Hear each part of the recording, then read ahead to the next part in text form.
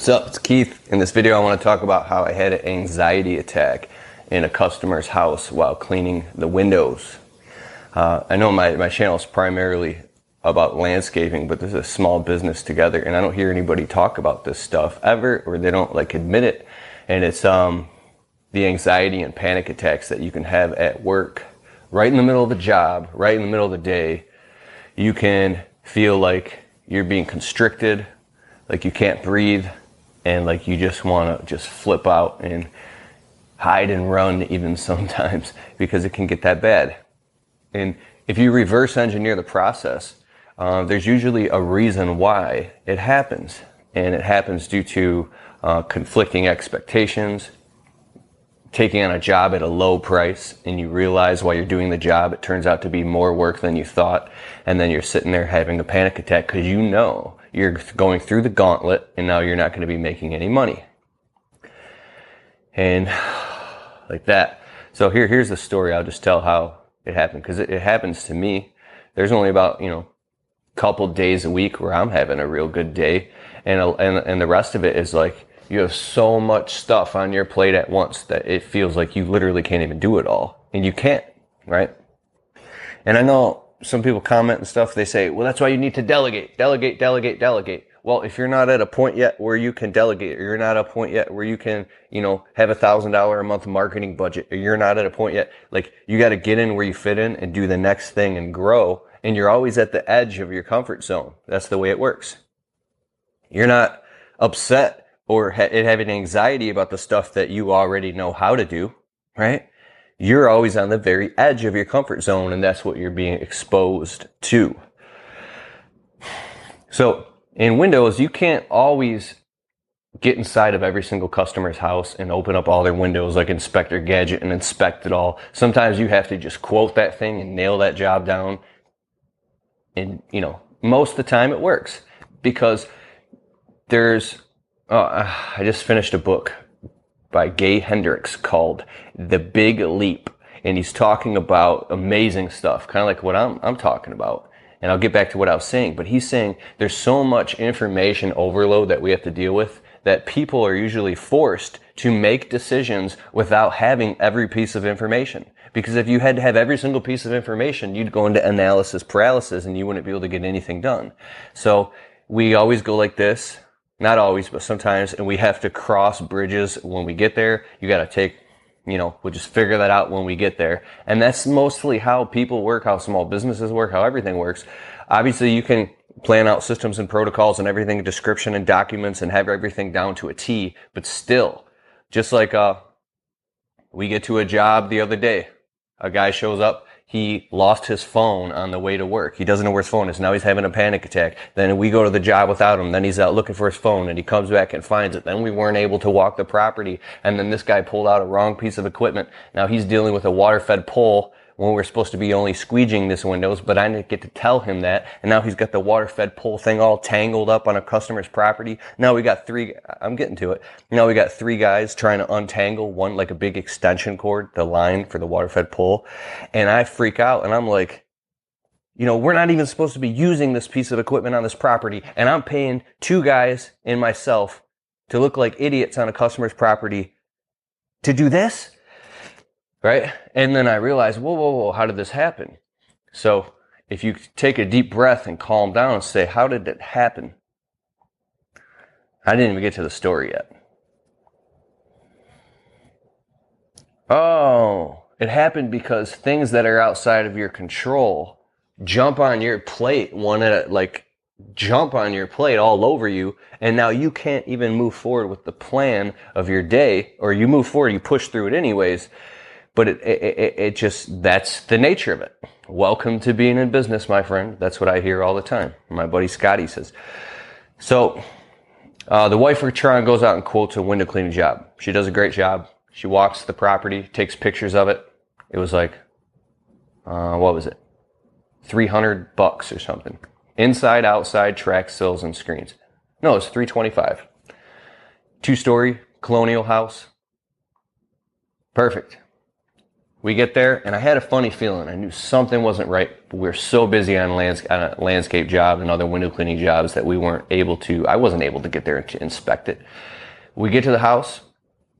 We walk inside. All white everything.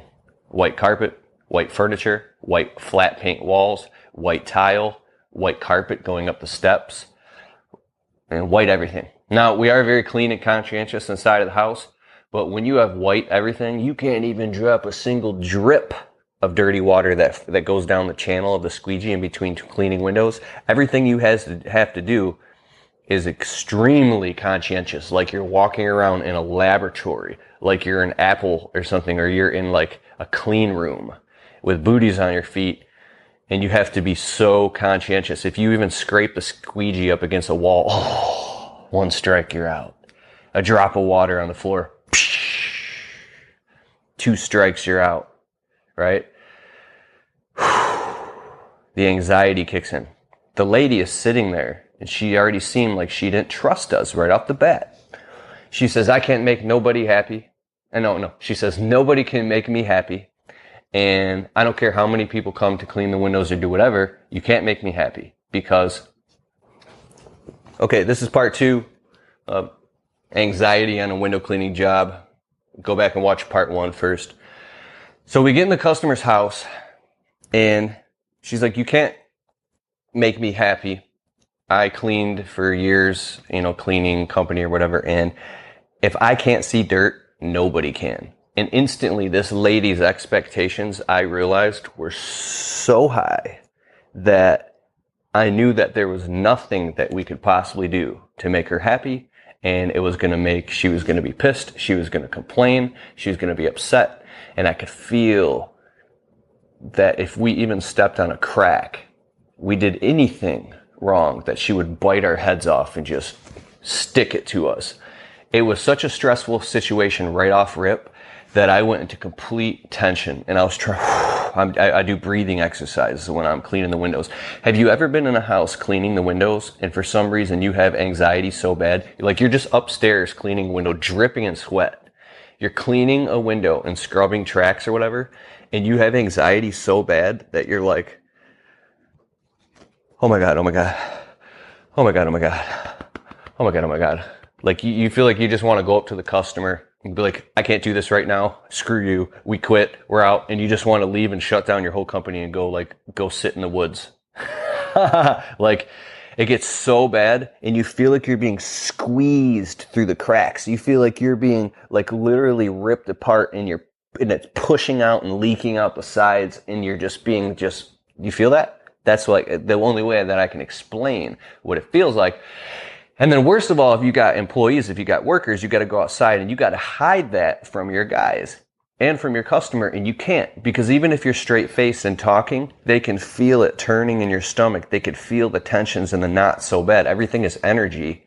That looked kind of funny. Like, I feel like the shaking weight. But anyways,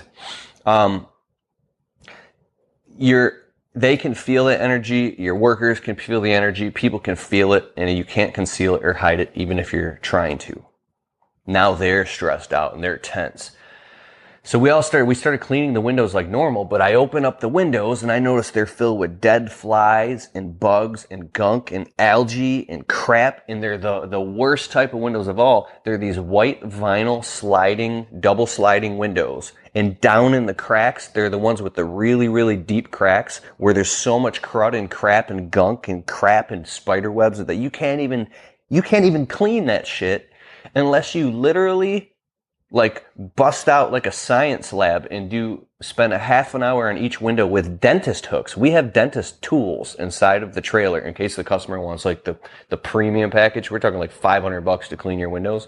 And unless you go in there with a vacuum with microscopic attachments and fish out every single tiny little thing and then keep sudsing it with soap and water and scrubbing it and fishing out. So I said, stop to the guys. We're cleaning the windows. We're already 20 minutes into the job, and I realized what we were up against. And the lady's sitting there like biting her nails, analyzing, watching everything that we're doing.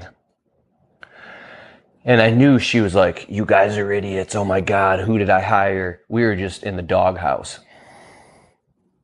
But we were just trying to clean the windows. I grab my guys, I go, stop. We have to approach this entirely. Stop everything you're doing. Stop, stop, stop, stop. In front of the customer, I get worked up talking about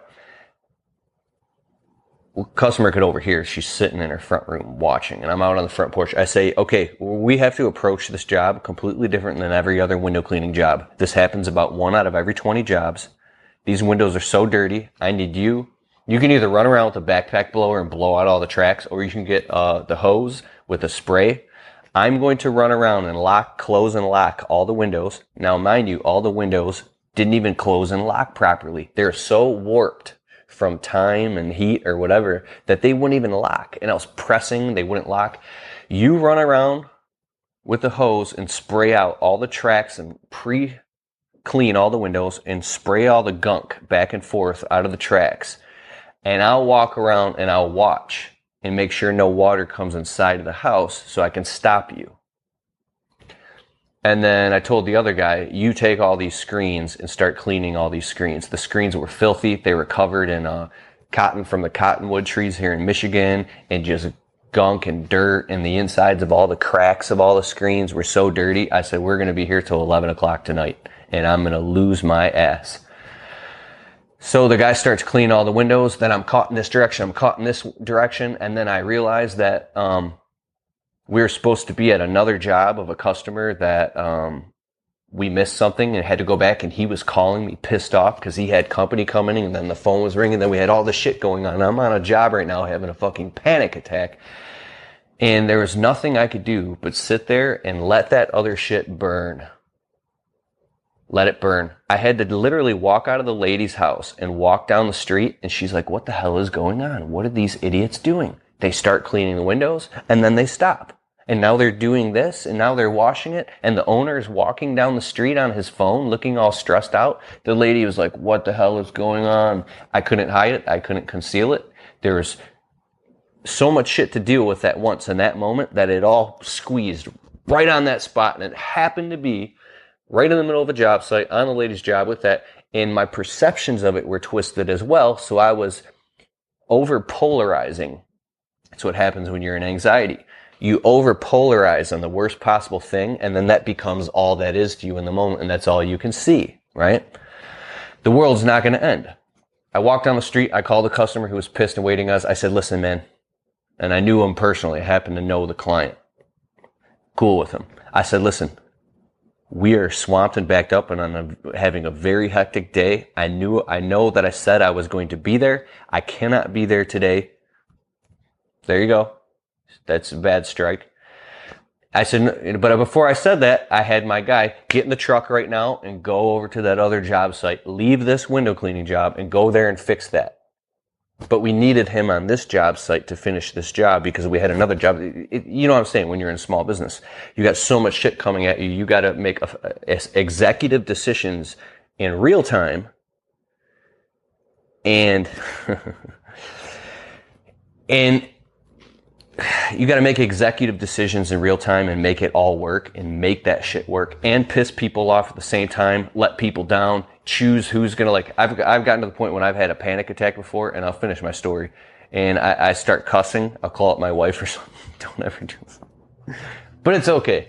I literally have to pick who I'm going to fuck over right now. Who is Keith going to fuck over? I'm the biggest piece of shit walking right now. Who am I going to fuck over? Am I going to fuck over this person or I'm going to fuck over that person? Because somebody's getting fucked. Right? And I'm getting fucked. We're all getting fucked. She's like, calm the fuck down and what needs to be done? I'm like, okay. This, and this. And then the person on the phone or whoever you're bitching to just sounds like you're just going on with all this drama. So I told the customer my situation. I said, listen, we're having a hectic day. We can't be there until tomorrow. But tomorrow we had another job anyways, and that pushes that back. We didn't do that. I said, all right, don't leave in the truck. And now when you become flaky like that and you're having a panic attack, now your employees don't know what to do when they're walking eggshells. Should I stay? Should I go? Should I stop? Should I start? What the hell do I do? My boss is crazy. We're going to finish this window cleaning job. And then I go, and the lady's now freaking out and pissed off. I go back in the house. She goes, what the hell are you guys doing? Just clean my windows and get out of here. You guys don't even know what the hell you're doing. You're not even a real company. I can't believe I called you guys to come clean the windows. I'm like, oh shit. Now the customer thinks we're like idiots. And I go, I promise you, we're awesome window cleaners. We clean doctors and lawyers and dentists. I don't believe you. You're full of shit. You guys have no idea what you're doing. And now you couldn't win for losing. I said, you know what? I'm so stressed out right now because I know there's no way that I can make you happy. I just called it the way it was to the customer. I said, come over here. This is when you get to the point where you go for broke. You're like, you know what? I don't give a shit anymore. I'm just calling it out the way it is. I said, come over here to the customer. I opened up her window and I showed her. I said, you told me if you can't see dirt, nobody can. Okay. Obviously I would never, you don't even know where this job is. Okay. It's because I'm speaking this to the world right now. You see all that gunk and crap and stuff in the windows? Watch me clean this entire window, and I want to make sure it's good enough for you so we can meet your expectations. Or we can't do this job and we have to leave. She goes, what? You have to leave? I said, yes.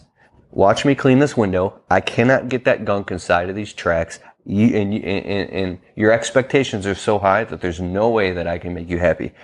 I can't explain. I wish you could see the window. It's so deep in there that you just can't get it.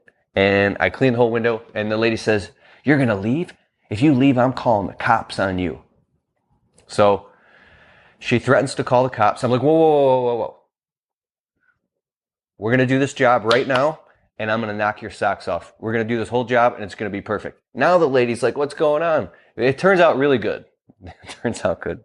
It's so vulnerable to talk about this shit on YouTube because all the successful people that you see that put their shit on the internet, they don't fucking talk about this. They don't fucking talk about it. And it's driving me fucking nuts. Nobody has the fucking balls to talk about this shit.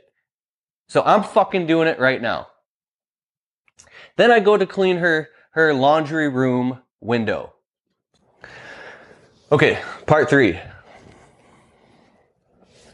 So nobody has the balls to talk about this shit. I don't see other business owners talking about it because they only want to talk about their successes.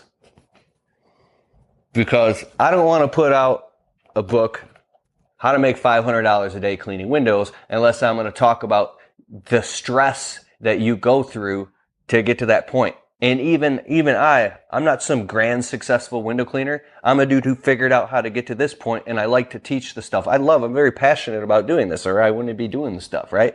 Because when I talk to Joshua Latimer, this dude, AutomateGrowSell.com, 100 to 150,000 a month in his window cleaning business, running 10 trucks. I talked to this guy on the phone. I was on the phone with him till like 3 a.m. the other night, and it blew my mind the way and level at which he's talking and speaking, right? I can't give any of his tips. I'm not taking any of his stuff. I can only speak, from where we're at. But anyways, I'm in the laundry room now. I go to open up the window, and the window is jammed and it won't move because remember I told you how the windows are all warped? And I have to force it to open it to get the screen open, and then it pops off the track. Now I take the window out so I can at least clean it because now at this point it was already off the track and everything was all messed up. Whole house is like this, a nightmare job. I'm like, oh my God, the track is actually stuck because the window hasn't been open in 15 years and there's nothing I can do but now take off all my gear and my belt and go out to the window cleaning trailer and get the tools and now come back in here when this lady already thinks we're idiots and fix her. I go in there, I climb up on this lady's washing machine and I'm banging with a hammer and a tool to release the track back into place so I can get it back up, so I can get the window back in and then slide it. She comes in, she goes, what the hell are you doing? The window was already broken, the plastic piece, because someone had already forced it previously, and the whole plastic piece of the lip of the sill, it's like a plastic lip that sticks out, was completely broken off.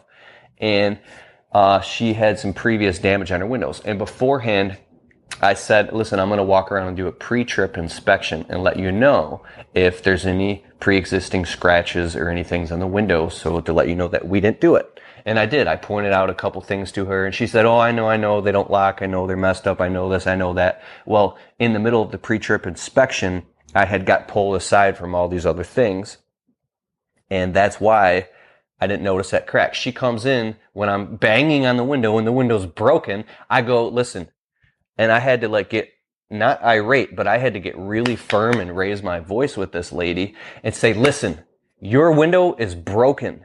I tried to clean it and I opened it and the thing won't open or close and it's jammed. And now I'm doing this and this was already broken. And I swear to God on the Bible, I did not break your window. She goes, okay, just put it back, do what you do, clean the windows and get the hell out of my house. I'm like, fuck. You know that feeling where you get so pissed, you walk out of a customer's house and you go hide in your trailer and you go, motherfucker, son of a motherfucker, God, right? And you just want to go crazy because you're having a panic attack and your guys can feel it. You're like, oh my God. So I said, this is when it changed.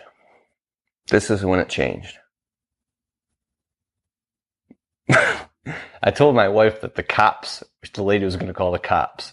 So then my phone dies, right? And then she had, I think she had one of the guys who works for me is, one of her best friend's brothers. And so she was able to get his number, but his phone was off too, or in the truck. She thought that I was in the back of a cop car and there was some big scene going on at a customer's house. And she comes out from doing a quote all the way like on the west side and she starts driving towards the house. I'm getting worked up.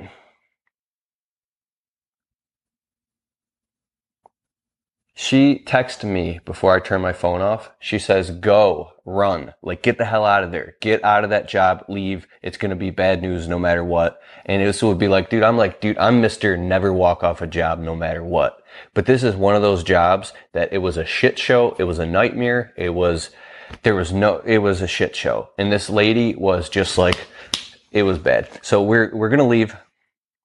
She texted me, go, run. But I misinterpreted it. This is the secret. I read the text message where she said run, and I interpreted it as, oh, go run. Run like a little bitch. Is that what you're going to do? You're just going to run like a little fucking bitch? Is that what the fuck you're going to do? Are you going to run in your life? Are you going to run and stick your head in the sand like a little fucking bitch? Or are you going to get the fuck back in that house and get those fucking windows cleaned and do a great fucking job? Or are you going to run? Because if you run now, you're going to keep fucking running. I said, oh yeah? I ain't running. Because the masculine grows through challenge, right? If you look at a man and you push him up against a wall, well, he's probably going to punch you in the face. But if you say, you're being a little fucking bitch right now, and you need to grow some balls and get your shit together, he might cry and whine for a minute, but he's going to be like, yeah.